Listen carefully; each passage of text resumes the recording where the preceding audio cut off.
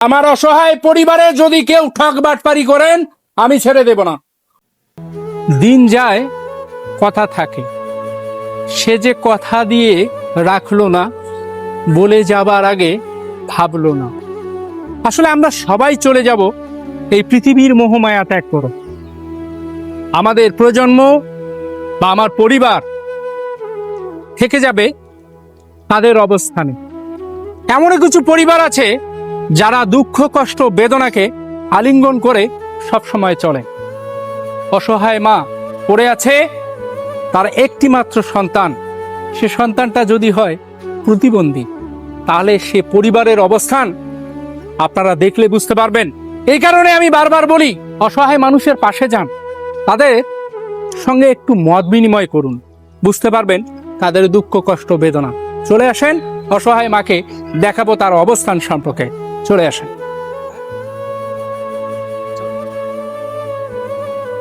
বাড়িতে আসেন ভাই। এই যে দেখেন বাড়ি ঘরের অবস্থা দেখেন। এই যে এই অসহায় মা, এই যে আপনি এই দিক দেখেন, এটা সরকারি ঘরের মতো মনে হচ্ছে। সরকারি ঘর না? সরকারি ঘর দিয়েছে দেখেন। এই যে ভেঙে গেছে, কতদিন হয় এটা দেওয়ার? একটু এটা কতদিন হলো দেওয়ার এই ঘরটা? 7 বছরের মতন হয়। মাত্র 7 বছর বয়স এই ঘরের। আমরা পাকা ঘর তৈরি করি অনেক দিন থেকে। এই যে সরকারি ঘর, এই যে দেখেন ভেঙে চুরে শেষ। তার এই একটা মাত্র ঘর, একটি সন্তান, সেও প্রতিবন্ধী। সে সন্তান আপনার কোথায় এখন? ঘরে আছে?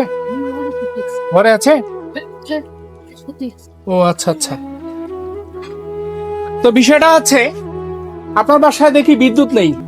না বাবা যায় আমাদের এই ফুলবাড়ি থানায় 100% বিদ্যুৎ। তাহলে এনার পরিবারের বিদ্যুৎটা গেল কোথায়? এনার পরিবারের বিদ্যুৎটা গেল কোথায়? প্রশ্ন থেকে গেল।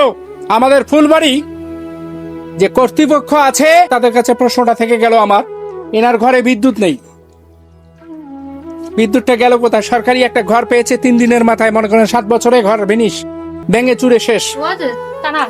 টিনের চাল ফুটো হয়ে গেছে। এই যে দেখেন, এই যে দেখেন। তাহলে এই বরাদ্দ গুলানের পয়সা, এই পয়সা গুলান গেল কোথায়? আমি বারবার বলি, আমার এই অসহায় পরিবারে, আমার অসহায় পরিবারে যদি কেউ ঠক বাটপারি করেন আমি ছেড়ে দেব না, আমি ছাড়বো না, সেটা যে কোনো অবস্থানে হোক না কেন। আমার এই অসহায় মানুষগুলান যেন আপনাদের কাছ থেকে ভালো কিছু পায়। একটা মাত্র ছেলে, সে প্রতিবন্ধী। এই যে আপনারা দেখতেছেন, আমার এই ছোট্ট ভাইটা প্রতিবন্ধী। আপনার স্বামী? আমার স্বামী আমাকে তালাকপত্র করছে যে যৌতুকের কারণে। যৌতুকের কারণে আপনাকে ছেড়ে দিয়েছে? হ্যাঁ। কতদিন হবে সেটা? সেটা আজকে 15 বছর হয়। 15 বছর। আপনার পরিবার চলে কেমনে? আমি তো অন্যের বাসায় কাজ করি, বিভিন্ন জনের বাসায় কাজ করে। আমি অন্যের বাসায় বাসা মুছি, কাপড় ধুই, অথবা থালা বাসন মানজি, এর উপরেই চলে আর কি। একটা ছেলে সন্তান নিয়ে চলে। তো আপনারা দেখলেন তার 2টো ঘর মাত্র। একটা ঘর তো আপনাদেরকে দেখাইলাম, ঘরের মধ্যে দেখেন যে কোনো মুহূর্তে এটা কিন্তু ভেঙে পড়ে যাবে। আর এই সরকারি যে ঘরটা আছে তাও আবার ভাঙাচুরায়, যে দেখেন কি যে অবস্থা।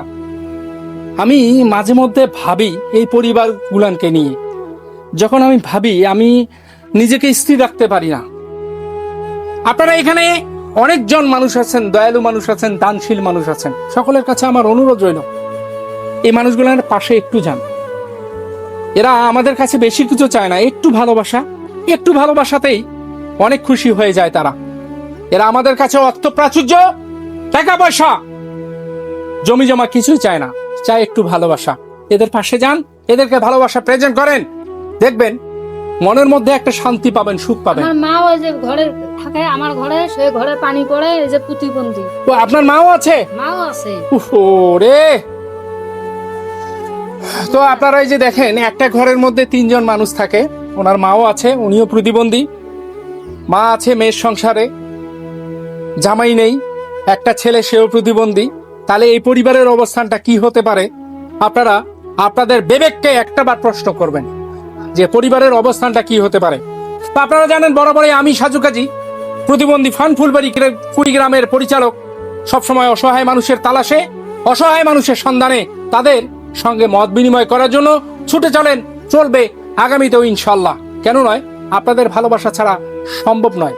এই মানুষগুলানের পাশে দাঁড়া আমি ভিডিও করে জাস্ট আপনাদের সামনে ছেড়ে দেই। এই পরিবার দেখাশোনার দায়িত্ব আপনাদের। আমি পরিচালনা করি। যাই হোক, আপনাকে আমার ছোট পরিবার থেকে ছোট্ট উপহার, এটা একটু গ্রহণ করেন। এখানে কিছু টাকা আছে, এটা দিয়ে আপনি ইয়া করতে পারবেন। তো আমি চেষ্টা করি এগুলো যা আছে সব আপনাদের দোয়া এবং ভালোবাসায়। আমি যদিও আর্নিং তেমন একটা পাই না, তারপরে পাবো, এটা দৃঢ় বিশ্বাস আমার। অসহায় মানুষের পাশে দাঁড়াতে আপনাদের সকলকে আহ্বান জানিয়ে আজকের মতো বিদায় নিচ্ছি। আগামী নতুন কোনো ভিডিও দেখার আমন্ত্রণ রইল। ভালো থাকবেন, সুস্থ থাকবেন, আল্লাহ হাফেজ।